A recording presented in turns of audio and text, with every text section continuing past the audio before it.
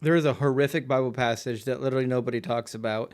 It's the avenging of the Gibeonites in 2 Samuel 21. Let's look at this together. In 21 verse 1, it says, "During the reign of David, there was a famine for 3 successive years. So David sought the face of the Lord, and the Lord said, 'It is on account of Saul and his blood-stained house. It is because he put the Gibeonites to death.'" So this is really interesting. Saul actually went back on his promise to the Gibeonites. They were supposed to be able to live in the land protected, even though they weren't Israelites, and Saul tried to execute them anyways. And because of this, God said, "Hey, there's blood on Saul's hand." So the way I'm going to deal with this is I'm not going to communicate with anybody. I'm not going to tell anybody what the problem is. I'm just going to let there be a famine in the land for 3 years. Who knows how many children died of starvation?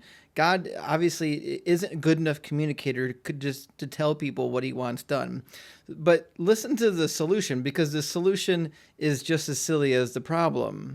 So the solution that is dreamed up between the Israelites and between the Gibeonites, it says, "As for the men who destroyed us and plotted against us, so that we have been decimated and have no place anywhere in Israel, let 7 of his male descendants be given to us to be killed, and their bodies exposed before the Lord at Gibeah of Saul, the Lord's chosen one." So the solution to the carnage is more carnage. We're going to take 7 random descendants of this guy who did bad things, and we're going to execute them, and somehow that's going to make the whole thing square. And you might say to yourself, well, this wasn't God's doing. God didn't put his stamp of approval on that. But again, you'd be wrong if you just keep on reading.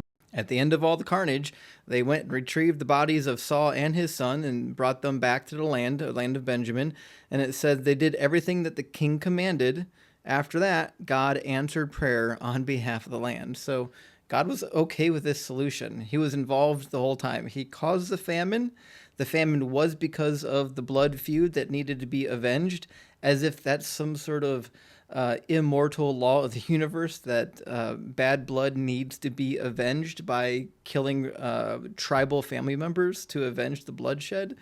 It's madness.